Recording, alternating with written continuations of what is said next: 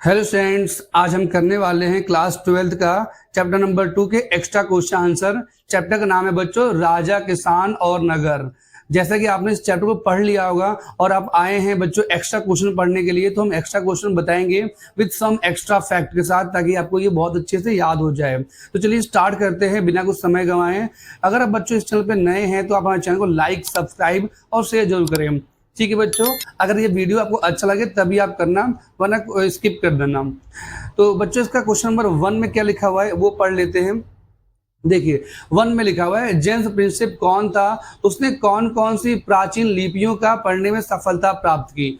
या पेपर में ऐसे पूछा जाता है कि जेम्स प्रिंसेप के योगदान को भारतीय अभिलेख विज्ञान में एक ऐतिहासिक प्रगति क्यों माना गया, है ना। इसका मतलब ये है कि इसको, इस व्यक्ति को इतना इंपॉर्टेंट क्यों माना जाता है भारतीय इतिहास में। तो देखो ये जो अंकल थे, ये जो आपको फोटो दिख रहे हो, ये ईस्ट इंडिया कंपनी के एक अधिकारी थे। आपने बेटा पढ़ा होगा पुरानी क्लासों में, है ना, आपने इस बुक में पढ़ा होगा कि ईस्ट इंडिया कंपनी हमारे देश में कब्जा कर ली थी पूरे देश को, है ना। तो उन्हीं के ये अधिकारी थे। उनके अधिकारी जेम्स प्रिंसेप ने सम्राट अशोक के अभिलेखों पर लिखी ब्राह्मी लिपि का अर्थ निकाला। तो देखो ये अभिलेख है ना, ये जो पत्थरों पर लिखा हुआ है, इसको कोई नहीं पढ़ पा रहा था, लेकिन इन्होंने इसको पढ़ लिया। देखो ये कौन सा लिपि लिखा है, तो इसे ब्राह्मी लिपि कहते हैं। और देखो इस पिलर पे भी कुछ लिखा हुआ है, यहाँ पे कौन सी लैंग्वेज में लिखा है, कौन सी लिपि में लिखा है, तो खरोष्टी लिपि लिखा है।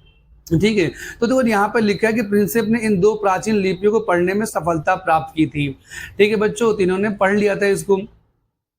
अब आगे लिखे ब्राह्मी लिपि को पढ़ने में सफलता प्राप्त की। इस प्रकार मौर्यकालीन इतिहास की एक नई तस्वीर सामने आई। मतलब अगर ये ना पढ़ पाते तो हमें मौर्य काल के बारे में पता ही नहीं चल पाता जितना आज हमें पता चला है ना। तो इन्होंने ये पढ़ के हमें बताया। आगे लिखा निसंदेह अभिलेख विज्ञान की प्रगति उनका महत्वपूर्ण योगदान था। तो इस लेखन में, है ना, इस अभिलेख पढ़ने में इनका सबसे बड़ा योगदान था। ठीक है बच्चों, अब आशा करते हैं आपको लिपि को समझ में आया होगा। लिपि क्या होता है वो बता देता हूँ मैं। जैसे कि आप इस फोटो में देखिए यहाँ पर क्या है, तो ये लिखा है इंग्लिश में, ये जैसे यहाँ पर बच्चों लिखा है ये इंग्लिश में, है ना, इंग्लिश में लिखा है, अंग्रेजी में लिखा है ये चीज। अब ये लिखा है हिंदी में, है ना, संस्कृत में भी यही चीज आता है। तो देखो इनकी लिपि का नाम दे रखा है देवनागरी, इसको हम रोमन या लैटिन कहते हैं। अब देखो यहाँ पर दे रखा है पंजाबी, तो पंजाबी को गुरुमुखी लिपि होती है, तो यहाँ पर लिखा भी है। उर्दू को हम किस में लिखते हैं बच्चों, तो इसको पर्सनो अरेबिक लिपि कहते हैं। तो देखो यहाँ पर ये भाषा है और ये लिपि है। वैसे ही आपके पेज में ये जो है ये अलग भाषा है, लेकिन लिपि कौन सी बच्चों, ब्राह्मी लिपि है। यहाँ पर कौन सी लिपि है, तो खरोष्टी लिपि है। तो आप इनके बारे में और एक्स्ट्रा यहाँ पर पढ़ सकते हैं। ये कोई एक्स्ट्रा बात दे रखा है जो आपके एग्जाम में नहीं पूछा जाएगा, है ना। आपके एग्जाम के लिए इतना इंपॉर्टेंट था जितना मैंने आपको समझाया है। चलते हैं बच्चों क्वेश्चन नंबर 2 पर। क्वेश्चन नंबर 2 में क्या बोला गया है, महाजनपद क्या थे। महाजनपद क्या थे, कुछ महत्वपूर्ण महाजनपदों के नाम बताओ। तो देखो महाजनपद, वो जन मतलब होता है लोग, है ना। आपने सुना होगा हम लोग बोलते हैं जने, है ना, कितने लोग आए थे या कितने जने आए थे। तो जन मतलब होता है लोग और पद होता है पैर। ठीक है, तो लोगों के पैर जहां पड़े उसे जनपद बोलते हैं। पर यहाँ पे बोला गया महाजनपद, यानी बहुत ज्यादा लोग यहाँ पर आए थे और वो रहने लगे थे, इसलिए इनको महाजनपद कहते हैं। अब लिखे कुछ महत्वपूर्ण महाजनपदों के नाम बताओ, इसका आंसर देखते हैं। तो जनपद क्या थे, 6वीं शताब्दी ईसा पूर्व में उत्तरी भारत में कुछ बड़े बड़े राज्य स्थापित हो गए थे, इन्हें महाजनपद कहा जाता था। इनकी संख्या 16 थी, है ना। तो ये यहाँ पर आप इस फोटो में देख सकते हैं कहाँ कहाँ पर है ये, है ना, मैप में। आपके एग्जाम के लिए मैप बहुत जरूरी है। तो इनके नाम क्या थे, एक का नाम था अंग, दूसरे का नाम मगध, काशी, कौशल, वज्जी, मल्ल, चेदी, वत्स, कुरु, पांचाल, मत्स्य, सूरसेन, अश्मक, अवंती, गांधार, कंबोज। तो इस तरीके से हमारे 16 महाजनपद थे, है ना। अब आगे और पढ़ लेते हैं। लिखा महाजनपद क्या थे, लगभग 600 ईसा पूर्व में उत्तर भारत में कई बड़े राज्य गणराज्य विकसित हुए। ये राज्य जनपद से बड़े थे, है ना। जनपद छोटा होता है, जनपद से बड़े थे, इसलिए इन्हें क्या बोला जाता है, महाजनपद कहा जाता है। ये प्राचीन भारत की राजनीतिक और आर्थिक प्रगति के महत्वपूर्ण चरण को दर्शाते हैं। तो देखो बच्चों इसका आंसर क्या है, इसका आंसर लॉन्ग कट में तो यही है, शॉर्टकट में ये है। आपकी मर्जी, आप कुछ भी इसमें से याद कर सकते हो, ये शॉर्टकट वाला या लॉन्ग कट वाला। अगर ये याद करोगे तो ज्यादा अच्छे से आपको नंबर मिल पाएगा। नेक्स्ट वो यहाँ पर बोला गया था कुछ महत्वपूर्ण जनपदों के नाम बताओ, तो हमने ये पढ़ लिया है है ना। अब इनका क्या महत्व है, महाजनपद का क्या महत्व है वो देख लेते हैं। तो लिखा है इन राज्यों ने कृषि, व्यापार, शिल्प और नगरों का विकास हुआ। तो इन राज्यों में, वो यहाँ पर कितना राज्य है तो राज्य ही ना, तो यहाँ पर इन इतने चीजों का व्यापार विकास हुआ था, कृषि का और व्यापार का, शिल्प का और नगरों का। लिखा है इन्हीं महाजनपदों के समय बौद्ध धर्म और जैन धर्म का उदय हुआ। तो आपने इन दोनों लोगों के बारे में पढ़ लिया होगा कभी न कभी, है ना, आपने बुक में भी तो पढ़ा होगा। तो वैसे यहाँ पर भी इनके बारे में बताया ये गया है कि इनका जन्म भी इसी टाइम पर ही हुआ था, है ना। ये कौन है आप लोग जानते हैं, एक तो बौद्ध धर्म के, है ना, संस्थापक है और एक जैन धर्म के संस्थापक है। आप इनके नाम जानते हैं तो आप कमेंट सेक्शन में हमें बताइए। देखिए यहाँ पर लिखा है यह काल प्राचीन भारत के इतिहास में परिवर्तन और प्रगति का युग था। तो इस टाइम पे बहुत ज्यादा परिवर्तन हो रहा था, लोगों ने अपना घर बनाना स्टार्ट कर दिया था। घर तो वैसे देखा जाए तो हड़प्पा समय, इसके काफी साल पहले भी, लेकिन यहाँ पर राजा का सिस्टम स्टार्ट हो गया था, राजा और उनकी प्रजा, वो सब यहाँ पर स्टार्ट हो चुका था। नेक्स्ट क्वेश्चन में लिखा हुआ है, क्वेश्चन नंबर 3, कौन सा महाजनपद सबसे शक्तिशाली बनकर उभरा, कि इसके किन्हीं 3 महत्वपूर्ण शासकों के नाम बताओ। तो इसका आंसर लिखा है मगध सबसे शक्तिशाली महाजनपद बनकर उभरा। इसके 3 महत्वपूर्ण शासक थे, बिंबिसार, अजातशत्रु और महापद्म नंद, है ना। तो देखो यहाँ पर इनके बारे में बताया गया है। क्वेश्चन हमने पढ़ लिया 3 लोगों के नाम, और क्वेश्चन बोला गया है कि कौन सा महाजनपद, तो हम इसका नाम पढ़ लेते हैं। इसका आंसर था मगध, है ना। मगध जो था वो बहुत फेमस हुआ था और यहीं पर ये 3 राजा थे। तो इनके बारे में और पढ़ लेते हैं। देखा इन्होंने मगध का विस्तार किया और अंग सहित कई क्षेत्रों को अपने राज्य में मिलाया। हमें बताया ना, अंग एक इनका महाजनपद था तो उनको अपने राज्य मिला लिया। इन्होंने मगध की शक्ति को और बढ़ाया, वैशाली को जीत कर अपने राज्य का विस्तार किया, यानी इन्होंने अपना क्षेत्रफल बढ़ाते ही गए थे। इन्होंने मगध साम्राज्य को बहुत विस्तृत किया और अत्यंत समृद्ध और शक्तिशाली बनाया। तो आप देख सकते हो ये अलग अलग कौन है, अलग अलग राजा हैं उस जमाने के। तो वही यहाँ पर आपको दे रखा है। अब चलते हैं बच्चों क्वेश्चन नंबर 4 में। क्वेश्चन नंबर 4 में क्या बोला गया है,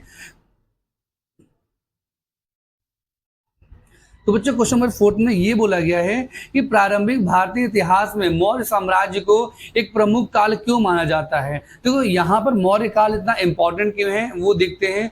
तो इसका उत्तर लिखा है मौर्य साम्राज्य प्रारंभिक भारतीय इतिहास का पहला विशाल साम्राज्य था, यानी इनके पहले भी राजा आए थे लेकिन इतने बड़े इनका एरिया नहीं था, इतना क्षेत्र इनका विशाल नहीं था।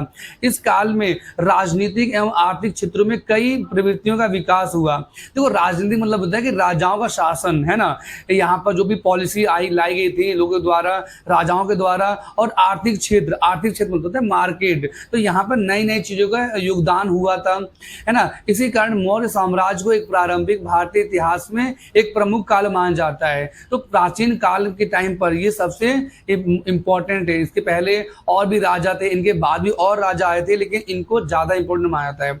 अब सवाल है यहाँ पर क्यों, तो अगर आपके पेपर में पूछा था क्यों माना जाता है तो इसका आंसर देखो शॉर्ट में आप लोग ये लिख सकते हो, है ना, इन्होंने ये सब किया था, इसको शॉर्ट में आप लिख सकते हो। हालांकि ये इसका आंसर बेटर इतना ही बहुत है, ठीक है। अगर आपको ये 3 नंबर 4 नंबर में आता है तो आप इसको ऐड कर सकते हो। इसमें क्या लिखा है, लिखा है सुदृढ़ केंद्रीकृत प्रशासन। तो केंद्रीकृत मतलब सारी पावर मौर्य साम्राज्य में एक हेड के पास हुआ करता था, उनका नाम था चंद्रगुप्त मौर्य, है ना। आपने पढ़ रखा होगा सबसे पहले राजा चंद्रगुप्त मौर्य थे, फिर उनके बेटे का नाम था बिंदुसार, फिर उनके बेटे का नाम था उनके बेटे का नाम था बच्चों अशोक, है ना। तो उनके बारे में ही ये दे रखा है। तो इन लोगों ने क्या किया था, व्यवस्थित कर व्यवस्था एवं आर्थिक समृद्धि किया था, है ना। मतलब कि इन्होंने रुपए को और स्ट्रॉन्ग किया था। स्ट्रॉन्ग का मतलब यहाँ पर है कि रुपये को और अच्छे से चलाया था। सड़क बनाया था इन्होंने, सिंचाई और लोक निर्माण कार्यों का विकास किया था, कानून व्यवस्था और शांति की थी, धर्म और नैतिकता का प्रचार किया था इन्होंने, है ना। अशोक के काल में हुआ था ये सब। लेखों और अभिलेखों के माध्यम से सुशासन, तो ये लिखकर अपनी बातें को दूसरों तक पहुंचाते थे। तो हमने बच्चों क्वेश्चन नंबर 4 पढ़ लिया है। क्वेश्चन नंबर 5 पे आते हैं बच्चों। यहाँ पे लिखा है मगध की प्रारंभिक राजधानी कौन सी थी, उसकी एक विशेषता बताओ, है ना। तो देखो यहाँ पर मगध की प्रारंभिक राजधानी राजगृह या राजगीर थी, ठीक है। अब उसमें बोला गया एक विशेषता बताओ, तो यह पहाड़ियों के बीच बसा एक शहर था। तो ये बताया गया ना कि यहाँ पर पहाड़ था और ये चारों तरफ से किले से ये बंद था। ये दिख रहा है, इसको किसे फोर्टिफाई किया गया है, यानी कि किले को बनाया गया ताकि कोई दुश्मन अंदर ना जा पाए। लेकिन 4वीं शताब्दी ईसा पूर्व में किस नगर को मगध की राजधानी बनाया गया? तो इसका आंसर दे रखा है बच्चों, 4वीं शताब्दी ईसा पूर्व में पाटलिपुत्र को मगध की राजधानी बनाया गया, जिसे अब पटना कहा जाता है ना। बहुत सिंपल है ये, आप इस फोटो में देख सकते हैं। अब ये है कहाँ पर? तो देखिए ये यहाँ पर है ना, आज का जो बिहार है वही के बारे में ये बताया गया है। तो नेक्स्ट बच्चों आते हैं, आप इसको पढ़ सकते हैं। राजगृह 4वीं शताब्दी में इसका एरिया बदल गया था, इसका राजधानी बदल गया था पाटलिपुत्र, जो कि आज का पटना है ना। आप इस फोटो में देख के समझ सकते हैं बच्चों। तो बच्चों चलते हैं क्वेश्चन नंबर 6 पे। लिखा है चंद्रगुप्त मौर्य कौन था, उसका राज्य कहाँ तक फैला हुआ था? तो देखो ये आप फोटो में देख सकते हैं, यही चंद्रगुप्त मौर्य थे। लिखा है चंद्रगुप्त मौर्य मौर्य वंश के संस्थापक थे। तो सबसे पहले यही राजा थे, है ना। इनको राजा किसने बनाया था वो आगे आप पढ़ोगे तो नीचे यहाँ पे दे रखा है। कौटिल्य ने, इनके दो नाम थे, कौटिल्य और चाणक्य, इनके दो नाम थे। तो इन्होंने इनको राजा बनाने में हेल्प किया था, है ना। कौटिल्य का फोटो आप देख सकते हो स्क्रीन पर। तो लिखा है चंद्रगुप्त मौर्य वंश के संस्थापक था। उसने 321 ईसा पूर्व में मौर्य वंश की स्थापना की थी। तो आप ये जानते होंगे कि इसका क्या मतलब है। 321 मैंने आपको चैप्टर में पढ़ाई दिया है बच्चों, है ना। आप इस टाइमलाइन में देखिए, इस टाइमलाइन में आपको दिखाया गया है कि 321 कब आया था और आज से कितने साल पहले आया था ये। आगे आते हैं, पढ़ लेते हैं। लिखा है उनका राज्य पश्चिमोत्तर मतलब देखो ये आज जहाँ अफगानिस्तान है, जो पाकिस्तान है, और है ना अफगानिस्तान और बलूचिस्तान तक फैला हुआ था। आप देख सकते हो इनका एरिया कितना बड़ा फैला हुआ था, है ना। जो कि आज भारत का विभाजन हो गया है तो पाकिस्तान अलग हो गया है, बांग्लादेश अलग हो गया है, लेकिन ये सब उस जमाने में सब एक ही था। तो आपने इसको समझ लिया क्वेश्चन आंसर को। चलते हैं बच्चों अगले क्वेश्चन पर। लिखा है कुषाण शासकों ने अपनी उच्च स्थिति के उदाहरण को किस प्रकार प्रस्तुत किया है? तो ये सवाल जो है कुषाण शासकों के लिए है। लिखा है कुषाणों ने उच्च स्थिति को प्राप्त के लिए स्वयं को देवतुल्य प्रस्तुत करने को प्रयास किया। देखो देवतुल्य मतलब होता है देवता के जैसे, देवता तो नहीं होता लेकिन देवता के जैसे होता है ना। इस उद्देश्य से उन्होंने देवस्थानों पर अपनी विशालकाय मूर्तियां लगाई, है ना।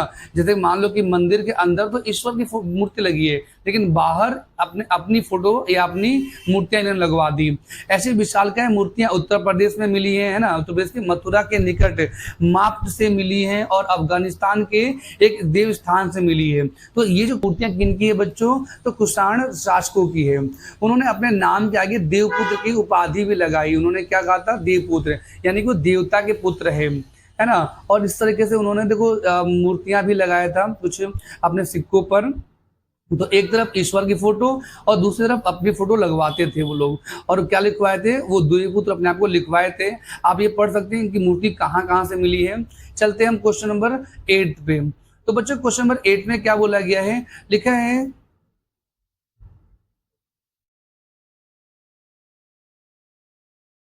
तो बच्चों क्वेश्चन नंबर 8 में लिखा है अशोक के अभिलेखों की भाषाओं तथा लिपियों की संक्षिप्त जानकारी दीजिए। तो देखो अभिलेख जैसे क्वेश्चन नंबर फर्स्ट में आया था, देखो इसे अभिलेख कहते हैं। तो इसके बारे में और पढ़ लेते हैं। देखिए अशोक के अधिकांश अभिलेखों की भाषा प्राकृत है। ये कौन सी भाषा है? तो ध्यान देना बच्चों, भाषा प्राकृत है। और लिपि कौन सी है? तो ब्राह्मी है। जैसे कि हिंदी भाषा हो गई, लेकिन उसकी जो लिपि है वो देवनागरी होती है, ठीक है। वैसे इसकी जो भाषा है वो प्राकृत है, लेकिन लिपि ब्राह्मी लिपि है। आगे आते हैं, परंतु पश्चिमोत्तर से मिले अभिलेख अरामाइक और यूनानी भाषा में है। देखो पश्चिमोत्तर मतलब होता है जहां पर आज पाकिस्तान या अफगानिस्तान है, वहां पर जो अभिलेख मिले हैं वो हमें मिले हैं अरामाइक भाषा में। आपने क्लास 11 में पढ़ा होगा मेसोपोटामिया के बारे में। अरामाइक भाषा थी जो कि हिब्रू से मिलती जुलती थी, आपको याद होगा, है ना। तो वैसे ही यहाँ पर यूनानी भाषा में लिखा गया है। इनमें से कुछ जो लिखा है वो खरोष्टी लिपि में भी लिखा हुआ है। अरामाइक तथा यूनानी भाषा का प्रयोग मुख्यतः अफगानिस्तान से मिले अभिलेखों में किया गया है। तो आप लोग देख सकते हो कि इनकी अलग अलग किस तरह से इनकी भाषाएं, इनकी लिपियां हैं, है ना बच्चों। आगे आते हैं बच्चों अगले क्वेश्चन 9th पे। 9th में बोला गया है सबसे प्राचीन अभिलेख किस शासक के हैं? इससे उसके धम्म के बारे में क्या पता चलता है? तो सबसे प्राचीन अभिलेख किस शासक के हैं, हमें ये पढ़ना है। तो लिखा सबसे प्राचीन अभिलेख मौर्य शासक अशोक के हैं। देखो इन्हीं के सबसे ज्यादा लिखे गए हमें मिले हैं ये अशोक के। इनके माध्यम से अशोक ने अपने धर्म को प्रचार किया। देखो धर्म का मतलब होता है अच्छी बातें, है ना, अच्छी बातें मतलब इन्होंने अपने धर्म की बातों को धम्म कहा था। ठीक है बच्चों, धर्म तो अलग होता है, धम्म अलग होता है। धम्म मतलब होता है उनके जो प्रवचन होते हैं वो, है ना, तो अपने प्रवचन का प्रचार किया, उनके जो धर्म में चलती हैं उनका प्रचार किया। तो यहाँ पर कुछ कुछ दे रखा है ना। तो नंबर 1 वाला यहाँ पर 11 लिख दिया इन्होंने गलती से। यहाँ पर 1 जो है वो क्या है, बड़ों के प्रति आदर, यानी कि बड़ों के लिए अपने सम्मान करो। तो दूसरा क्या था, सन्यासियों और ब्राह्मणों के प्रति उदारता, यानी जो सन्यासी उनके प्रति उदार रहो, उनको गाली गलौज मारपीट ना करो। और अपने सेवक यानी नौकरों और दासों के साथ उदार व्यवहार, है ना, अगर कोई गलती करता है तो उन्हें माफ करना सीखो। और दूसरों के धर्मों तथा परंपराओं का आदर करना सीखो। तो इन्होंने अपने धर्म में यही प्रचार किया था। ठीक है बच्चों, आशा करते हैं को समझ में आया होगा। और अगर इसको आंसर और जोड़ना है तो आप इसको नीचे वाला ये सब और इसमें आप जोड़ सकते हो। आगे आते हैं क्वेश्चन नंबर 10 पर। क्वेश्चन नंबर 10 में क्या बोला गया बच्चों, 10 में बोला गया मौर्य साम्राज्य दूसरी उपसमिति के बारे में आपने पढ़ रखा होगा। यहाँ पर काफी सारी समितियां बनाई गई थी, जैसे कि आप इस फोटो में देख सकते हैं। ये फर्स्ट है, ये दूसरी, तीसरी, चौथी, पांचवी, छठी, टोटल यहाँ पर मान लीजिए 6 समितियां थी। तो सेकंड समिति का क्या काम था वो आप देख लीजिए। तो देखो लिखा है मौर्य साम्राज्य की दूसरी उपसमिति यातायात तथा खान पान का संचालन करती थी, है ना। इनका काम दे रखा है ये खान पान और यातायात मतलब है गाड़ियां।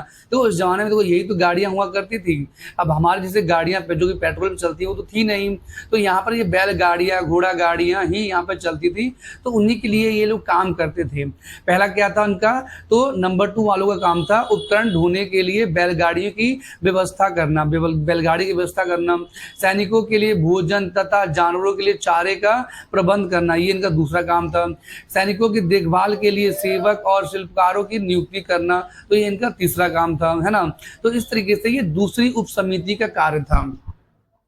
नेक्स्ट, प्रशस्तियों से गुप्त शासकों की तथ्यात्मक जानकारी किस प्रकार मिलती है ना। यहाँ पर मिलती, यहाँ पर लॉ लिखना आप, ठीक है। तो यहाँ पर इसको हम प्रशस्तियां कहते हैं। आप लोग इसको देख सकते हैं, इसे क्या बोलते हैं हम लोग, प्रशस्तियां बोलते हैं। तो देखो लिखा है प्रशस्तियों राजा की प्रशंसा में लिखे लेख है। तो यहाँ पर लिखा क्या है, राजा की बहुत ज्यादा प्रशंसा की गई है, बहुत ज्यादा तारीफ की गई है।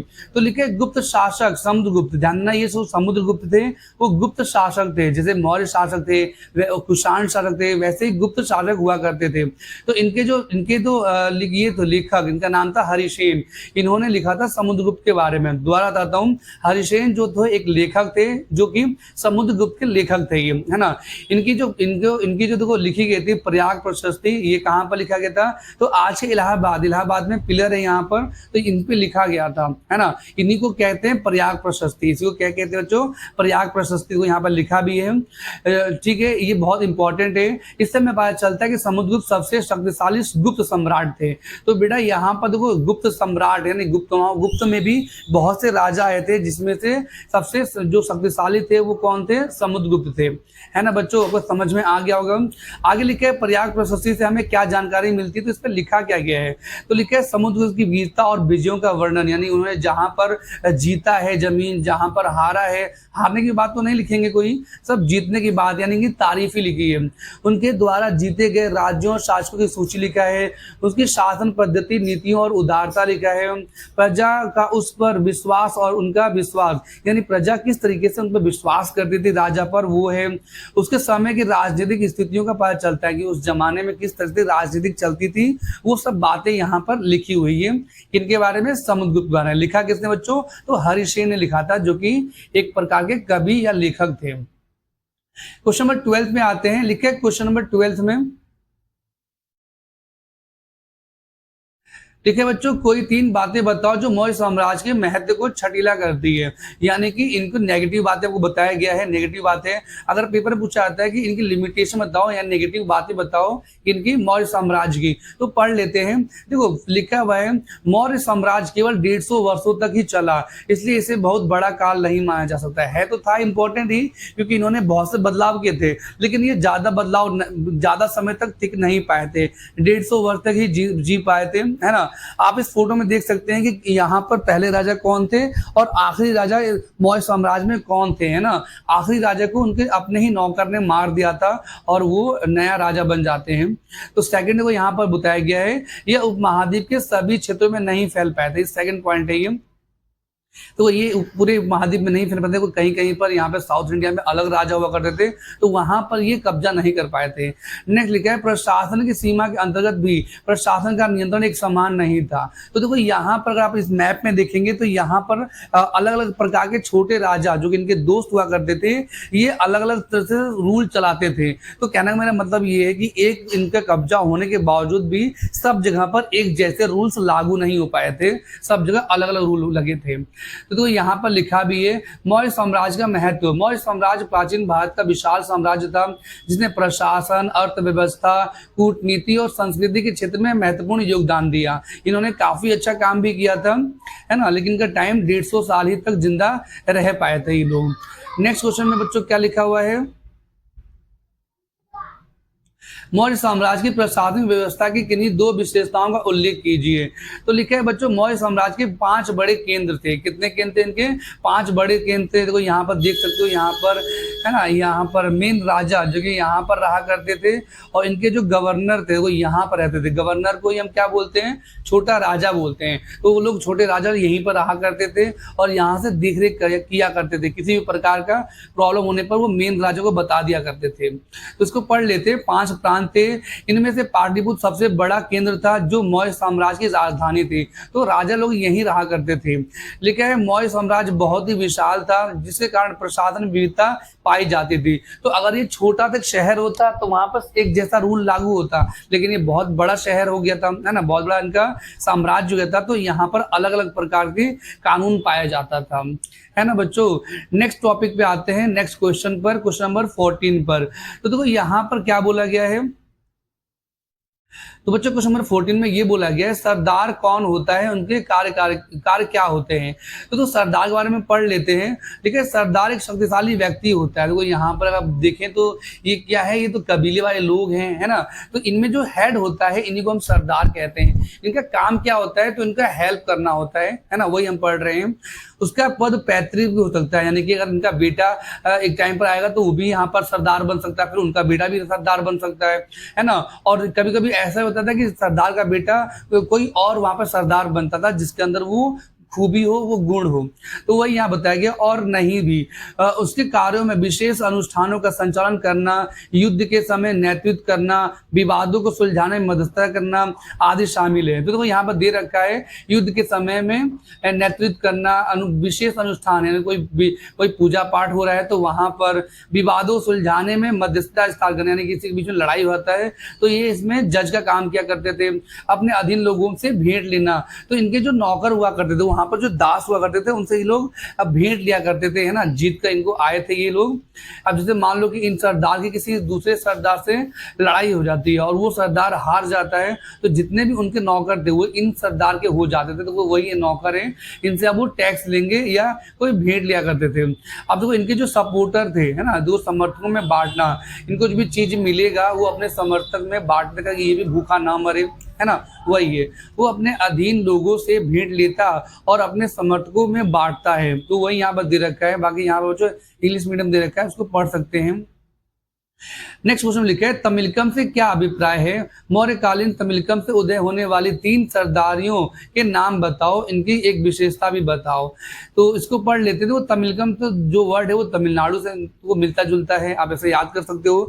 तमिलकम से अभिप्राय उपमहाद्वीप के दक्कन तथा दक्षिण क्षेत्र से है। तो दक्कन ये रहा, इसके नीचे वाले हिस्से में ही दक्षिण है, तो इसमें तमिलनाडु, आंध्र प्रदेश ये रहा, आंध्र प्रदेश और केरल, देखो ये वाला हिस्सा कुछ भाग शामिल है इनमें। तो यहाँ पर कौन कौन से जो सरदारियां आई थी वो हम पढ़ लेते हैं। तो देखो दे रखा है यहाँ पर 3 सरदारियों के नाम, एक तो चोल थे, एक चेर थे और एक पांडे थे। तो देखो सरदारी के बारे में मैंने आपको बता ही दिया था, हालांकि इस पेज में वो दे रखा है कि ये जो हेड है ना, इन्हीं को सरदार बोला जाता था, है ना, जो कि इन लोगों की हेल्प किया करते थे। इनके बारे में आप लोग पढ़ सकते हैं। नेक्स्ट देखो दे रखा है यहाँ पर चोल, चेर और पांडे। इनके काम क्या थे वो भी आप इससे पढ़ सकते हैं, ये लोग अपना क्या क्या काम किया करते थे। हालांकि आप इस फोटो में देख ही सकते हो कि ये दूसरे देशों में सामान बेचने के काम किया करते थे। नेक्स्ट बच्चों लिखा है मौर्य साम्राज्य की राजधानी कौन सी थी, है ना। तो लिखा है राजधानी इनकी कौन थी, पाटलिपुत्र थी। ठीक है, मौर्य साम्राज्य की राजधानी पाटलिपुत्र थी। प्रांतीय केंद्र लिखा है कि इनके प्रांतीय केंद्रों के नाम बताओ। तो इनके प्रांतीय केंद्र तक्षशिला, आप इस फोटो में देख सकते हो तक्षशिला यहाँ पड़ता है। उसके बाद तोसली या तोशाली ऐसे लिख दो, उज्जैनी और सुवर्णगिरी। तो ये 4 जगह थे इनके मेन फेमस जगह थे। नेक्स्ट वन लिखा हुआ है बच्चों लंबी दूरी के व्यापार से राज्य जुटाने वाले 2 राजवंशों के नाम बताओ। तो देखो लंबी दूरी मतलब बहुत दूर दूर से लोग टैक्स दिया करते थे। एक तो मध्य और पश्चिम भारत में शासन करने वाले सातवाहन, है ना, सातवाहन वंश थे।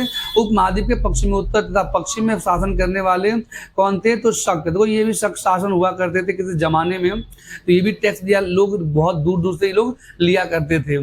नेक्स्ट क्वेश्चन में लिखा हुआ है कुषाणों के उच्च स्थिति प्राप्त के लिए क्या तरीका अपनाया। कुषाणों ने ना, कुषाण एक प्रकार का वंश हुआ करता था। लेकिन कुषाणों ने उच्च स्थिति प्राप्त के लिए स्वयं को देवतुल्य प्रस्तुत करने का प्रयास किया। इन्होंने क्या किया, देवतुल्य मतलब होता है देवता के समान अपने आप को प्रस्तुत किया था। नेक्स्ट लिखा है इस उद्देश्य से उन्होंने देव स्थानों पर, मंदिर आदि पर विशालकाय मूर्ति लगाई। हमने ये पढ़ा था कि इन्होंने देवता की मूर्ति तो लगाई थी लेकिन साथ में अपनी मूर्तियां भी लगाई थी। ऐसी विशालकाय मूर्तियां यूपी में मथुरा के निकट मार्च से तथा अफगानिस्तान से देवस्थान से मिली हैं, है ना। हमने ये पिछले क्वेश्चन में पढ़ा था। लिखा है उन्होंने अपने नाम के आगे देवपुत्र की उपाधि भी लगाई। देवपुत्र मतलब होता है देवों का पुत्र। तो आप लोग इसको पढ़ सकते हैं, काफी इजी है ये। नेक्स्ट लिखा है बच्चों गुप्त शासकों के बारे में। गुप्त शासकों के इतिहास के किन्हीं 3 प्रकार के स्रोतों के नाम लिखिए। तो देखो गुप्त शासक कौन कौन थे, गुप्त शासक हम यहाँ पर थे, है ना। तो आपने पढ़ तो लिया है गुप्त शासक कौन थे, आप इन फोटो में देख सकते हैं, ये गुप्त शासक थे। तो इनके बारे में कुछ हम पढ़ लेते हैं। तो साहित्य के बारे में दे रखा है। गुप्त काल के साहित्य से उस समय की राजनीतिक, सामाजिक और सांस्कृतिक जानकारी मिलती है। तो इस जमाने में जो किताबें लिखी हैं उनसे हमें यही सब जानकारी मिलती है, राजनीतिक, सामाजिक और सांस्कृतिक के बारे में। उसके अलावा वहां से हमें सिक्के और अभिलेख मिलते हैं। सिक्कों और अभिलेखों के से शासकों के नाम, उनकी उपाधियां, राज्य की सीमाएं और प्रशासन के बारे में जानकारी मिलती है ना। और लिखा है कवियों द्वारा उनकी प्रशंसा में लिखी गई प्रशस्ति, जैसे कि मैंने को बताया ना गुप्त शासक में हरिसेन थे, जो कि इन्होंने इलाहाबाद के एक प्रयाग प्रशस्ति पे लिखा था। तो वही कवियों ने शासकों की प्रशंसा में जो प्रशस्तियां लिखी उनके गुणों, विजयों और दानशीलता के बारे में पता चलता है। तो इन कवियों ने उनके बारे में लिखा जिससे आज हमें पता चलता है कि हाँ उस जमाने के जो लोग थे या राजा थे वो बहुत अच्छे थे, है ना। तो नेक्स्ट क्वेश्चन लिखा है सुदर्शन झील का निर्माण कब और किसने करवाया, इसकी मरम्मत किस किस शासक ने करवाई। तो ये है सुदर्शन लेक यानी कि झील, ठीक है। लेकिन एक अभिलेख के अनुसार सुदर्शन झील का निर्माण मौर्य काल में एक स्थानीय राज्यपाल ने करवाया था, यानी कि बच्चों मौर्य काल में हुआ था ये, ठीक है। मौर्य काल के एक स्थानीय राज्यपाल ने करवाया था। इसकी मरम्मत यानी कि कहीं टूट गया हो तो इसका जो मरम्मत है वो शक शासक ने, रुद्रदमन ने किया था और गुप्त शासक ने भी किया था। यानी काफी राजाओं ने इस झील की मरम्मत करवाई थी। और दिखाई तो आज भी ये झील है ना। अगर आप ये जाते हो तो आज भी आपको दिखाई देगा। नेक्स्ट क्वेश्चन बोला गया है 20वें क्वेश्चन पर, तो सुदर्शन झील का निर्माण कब और किसने करवाया, ठीक है। जो इसके बारे में पिछले क्वेश्चन पढ़ा था, इस बारे में और पढ़ लेते हैं। इसकी मरम्मत किस किस शासक ने करवाई। तो लिखा है एक अभिलेख के अनुसार सुदर्शन झील का निर्माण मौर्य काल में एक स्थानीय राज्यपाल ने करवाया। इसकी मरम्मत शक शासक, रुद्रदमन और गुप्त शासक ने करवाई थी। हमने ये पढ़ लिया है। ये कहाँ पड़ता है, तो सुदर्शन झील, यह झील गुजरात के गिरनार यानी जूनागढ़ के पास स्थित है। यह प्राचीन भारत की अद्भुत जल प्रबंध तकनीक को एक उत्तम उदाहरण है। तो उस जमाने में तो जल को कैसे बचाया जा रहा है लोगों के लिए, है ना। तो वही यहाँ बताया गया किन किन्हों ने यहाँ इनकी मरम्मत की थी। तो आप इसको पढ़ सकते हो। तो बच्चों आशा करते हैं आपको इतना समझ में आया होगा। इसी तरीके से आप और वीडियो पाने के लिए आप हमारे चैनल को लाइक, सब्सक्राइब और शेयर जरूर करें। बाकी क्वेश्चन हम पार्ट 2 में लेकर आएंगे। अभी के लिए इतना ही बच्चों, धन्यवाद।